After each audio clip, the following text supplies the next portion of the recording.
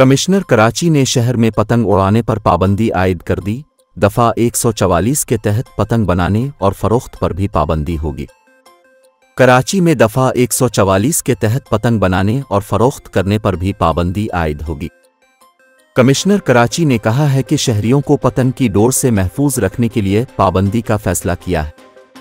Commissioner Karachi के मुताबिक बाज़ अनासिर तेज़ धार मांझा बना रहे हैं जो गैर महफूज है। उन्होंने कहा कि पतंगबाजी पर पाबंदी 30 मार्च से 29 मई तक रहेगी।